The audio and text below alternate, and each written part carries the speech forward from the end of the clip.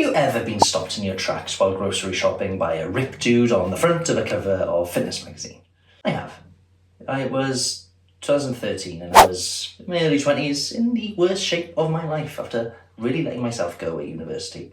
And while I was mulling over whether to have a chocolate bar or a packet of crisps with my meal deal, the actor Hugh Jackman caught my attention on the cover of Men's Health. At the time, there was a huge buzz around Hugh's physique because he'd recently gotten jacked for Wolverine. And inside the issue, I stumbled upon Hugh was sharing his full Wolverine workouts.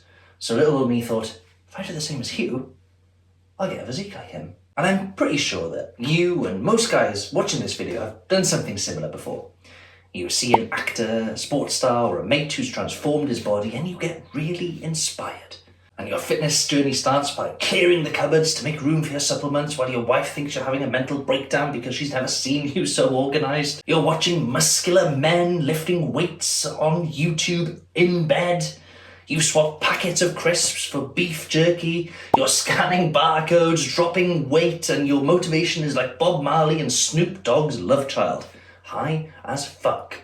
But things are about to take a turn for the worst. Because you get home from Friday night and Darren, your next door neighbour, invites you over for a beer to watch the footy. He insists one won't hurt, but you've been so good this week you've avoided the McDonald's breakfast on the way to work. You said no thanks to the tin of celebrations being passed around the staff room, and you haven't had a beer in 3 weeks because you've been so disciplined. You take the first sip of that can of Carling, a bang average drink, and suddenly it tastes like nectar. You've never even tasted nectar before. You don't even know what the fuck nectar is, but the shit in the tin is what you'd imagine nectar would taste like. You finish one beer, then you're on to the next. The full-time whistle of the footy goes, and somewhere amongst the chaos of being 5 cans down, Darren's ordered a Domino's pizza, and now you're sitting on the couch bloated, pissed off at Darren, pissed off at yourself for caving for peer pressure.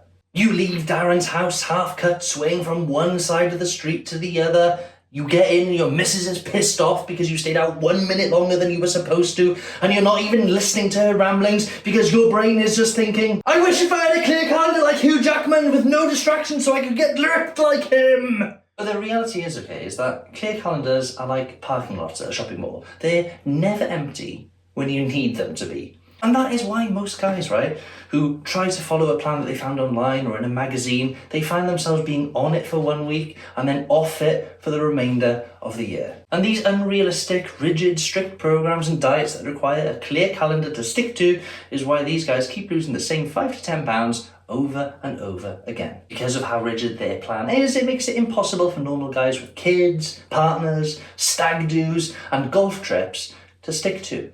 Which is why in today's video, I'm going to pull back the curtain on 3 tactics on how you can stay on track with your training and diet plan, even when impromptu plans are thrown your way, so you can navigate them like a boss. Tactic number 2 will be an absolute game changer, and it's helped nearly 500 skinny fat guys reverse their skinny fat curse in 10 years of being a coach. Now, the first tactic is going to be controversial, but stay with me. And that is, meal plans are a massive inconvenience, and they're the reason why most guys struggle sticking to a regimented diet plan made up from 7 foods like almonds and chicken breasts. Don't get me wrong, I really understand why so many people want meal plans, but they just don't make sense, because meal plans are almost like being given the answer to an exam to get a job. To be given answers to an exam is every person's dream to begin with, right? But let's say that the person passed the exam, got the job. When they actually start their new role, they're absolutely useless at the job because they were just given answers. And meal plans are similar. You get told what to do on paper, but when you're thrust into the real world, the plan falls apart. And that's because meals plans, they just don't teach you anything. They give you structure, but what happens when you go out for dinner with your partner? What happens when you're around a friend's house and they decide to cook for you? What happens when you need to grab lunch on the go? Meal plans are a short-term fix. For starters, no one wants to eat the same foods day in, day out forevermore, unless you're mental. And secondly, it's perfectly possible to actually enjoy what you eat. And I don't just mean enjoy the odd meal here and there in between choking down dry plates of chicken and couscous. I actually mean looking forward to everything you eat.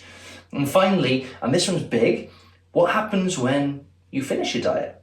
Let's say you actually get to the stage where you've got your ideal physique. What do? Do you just try to keep eating the same exact way? and be a boring loser who's always carrying Tupperware forevermore, and very likely developing a terrible relationship with food along the way?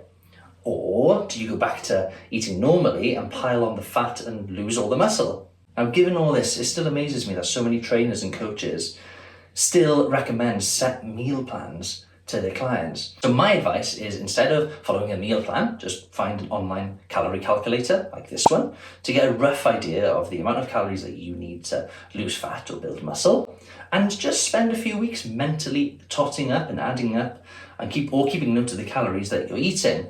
Like if, for example, you ate a bag of rice, a tin of tuna and a squeeze of mayo topped with a bar of Tony's, the best chocolate in the world, by the way, and you'll be able to add up roughly the amount of calories that you're having. Now, using this approach means you still have the freedom to eat what you want within reason without being bound to an extreme diet plan. And then as you get more practice under your belt and you start getting an understanding on calories, you can start tracking your calories for better and faster results. Or you can just hire me and together we'll find a method where you can lose fat without counting a single calorie, like my clients Andy, David and Lewis. And you can head down to the link below to apply for the Skinny Fat Awakening program. And the next tactic I'm going to share with you is one I used recently with my client Griff. When he first started with me, for his first 4 weeks, he was able to stick to his daily calorie allowance. But now that we're nearing summer here in the UK, finally, he's getting invited to barbecues and meals out with his friends. And as a result, he's been going over his daily calorie allowance for the last 2 weeks, which has halted his fat loss.